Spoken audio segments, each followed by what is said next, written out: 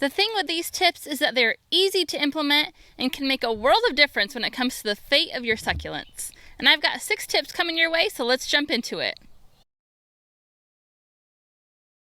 Let's start with 3 common scenarios. The first is you just bought your succulents and you need to transplant them into a bigger regular pot. Or you propagated your own succulents and they're finally ready to be transplanted. Or maybe you have a succulent that's outgrowing its current pot and you need to repot it. But no matter which scenario you're in, these tips are crucial and will help set your succulents up for success. Okay, so the first thing you need to do is remove the succulent from its pot and then remove all of the dirt from its roots.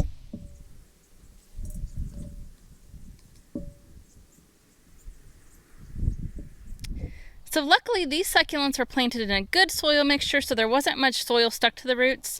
But sometimes when you remove the plant, it's just one big clump of dirt, sort of like when you remove a homemade popsicle from its mold.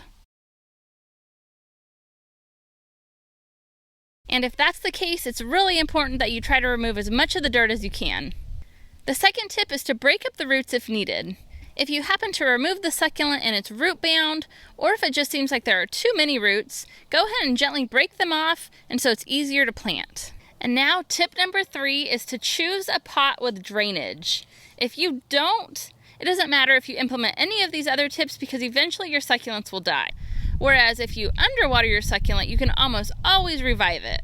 My next tip is to plant your succulents in a well-draining succulent soil mix, and you'll oftentimes see it labeled as a cactus mix, and that works just as good. Regular potting soil is created to hold on to moisture, and that's the opposite of what we want for our succulents.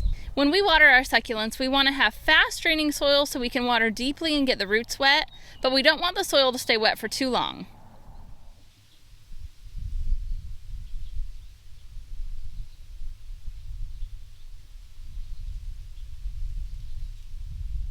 You'll notice in that quick little video that the water quickly drained through the soil and out the bottom of the pot.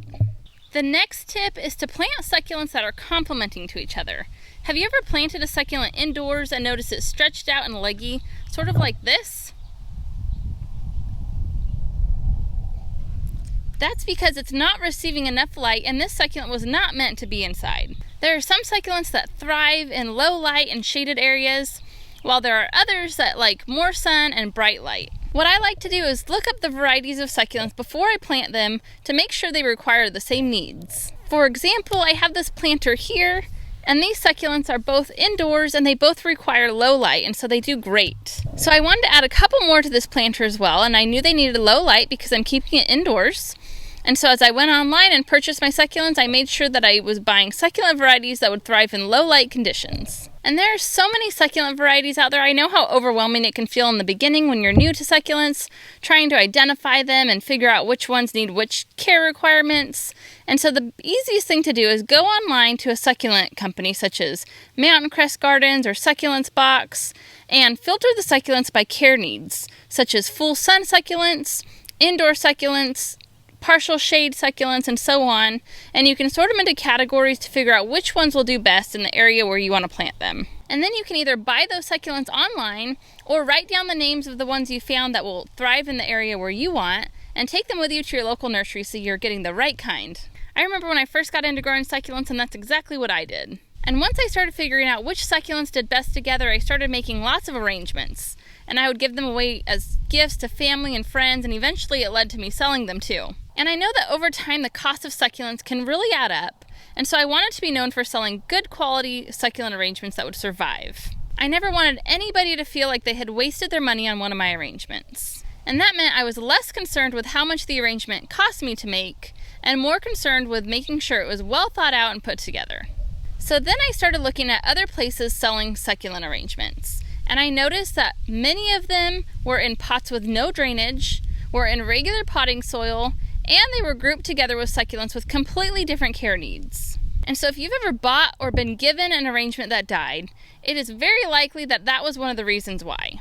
And so now, last but not least, tip number 6, which is to not water immediately after repotting your succulents. Unlike flowers and vegetables that should be immediately watered, succulents are different. I mentioned earlier how their roots can rot if left in standing water for too long, and the same can happen if you start watering immediately after you've repotted.